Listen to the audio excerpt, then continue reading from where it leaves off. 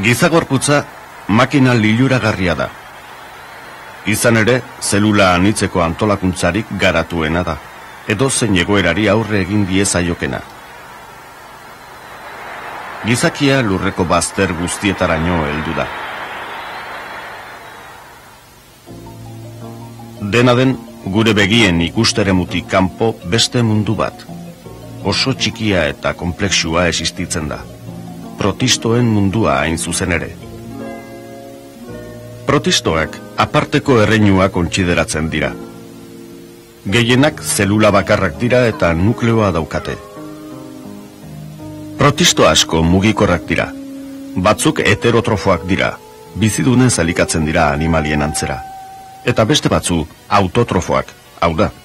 Beraiek behar duten elikagaia ekoizten dute. Landareen antzera alegia. Protozo flagelatuak, ziliatuak, errizopodoak, eta esporozoak protistoak dira.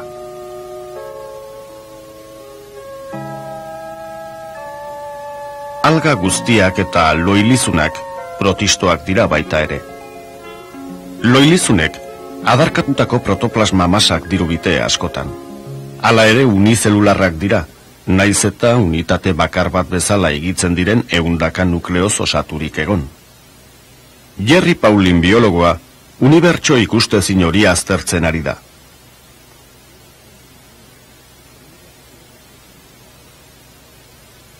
Entamoeba izeneko ameba txiki hau, esteodian bizi da gutariko 10 batean, eta ugaltzen denean disenteria sortzen du.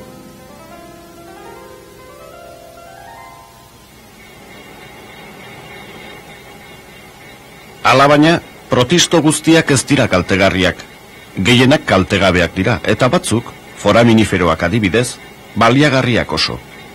Geologoek petrolioa bilatzeko erabiltzen dituzte. Arrizulaketetan geologoek aurkitutako foraminiferoak denbora fitxategi dira. Kararrizko maskor gogorrak baino ez dira geratzen. Foraminifero mota bakoitzak maskor berezia zuenez, hoiek aztertu ikerlariek harrien adina kalkulatzen dute. Protistoak duela 500 milioi urte agertu ziren lurrean. Guk aldiz, 5 milioi tardi urte besterik ez daramagu. Lehen protistoak kostaldean, itsasoko olatuek areetan sortutako putzuetan agertuko ziren, elikagai ugari zegoen tokian hain zuzen. Inguru horretan evoluzionatu zuten organismoek, lurreko biziaren oinarrian dagoen elikadur katearen lehen mailak osatu zituzten. Area ezezko zentimetro kubiko bakoitzean milaka protisto bizi dira. Batzuk, are kolorekoak, milioika urteetan inolako aldaketarik jasan ez dutenak. Paulin doktorea iraganerako bidai honetako gidaria izango dugu. Lurra gaztea zen horretara eta protistoen bizia honen antzekoa zen unera. Protisto batzuk bide estuetatik eta are bikorretan zehar elikagaien bila ibilia ahal izateko gorputz luze eta meheak garatu zituzten. Diatomeen hondakinak, urre koloreko alga hauek alegia, harribitxi zoragarri moduan anemenka ageri bira hondartzan.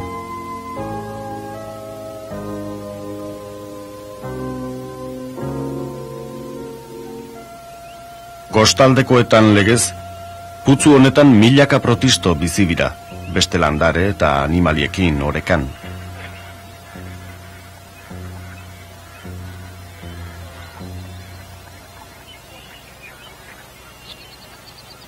Putzu honetako baso batur aski da egun askotako azterketa materiala biltzeko. Tanta bat portan jarri eta mikroskopioz aztertzen bada, tamaina eta forma desberdineko protistoak ikusteko aukera damaigu. Batzu geldirik dauden bitartean besteak hoiek harrapatzen saiatzen dira.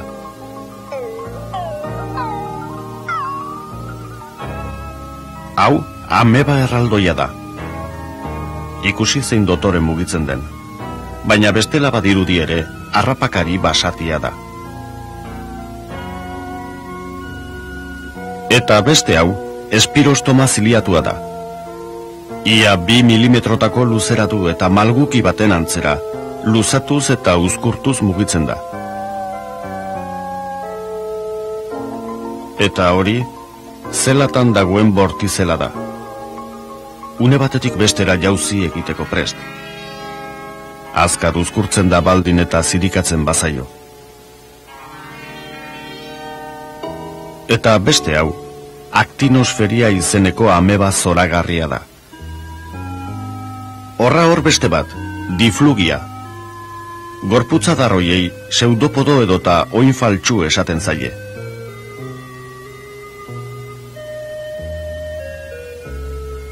Maskorra elkar zimentatutako arebikorrez osatuta dago. Blefarisma ziliatu gorriska da. Gorputzaren inguruan dituen milaka zilioen eraginez etengabe mugitzen ari den hau.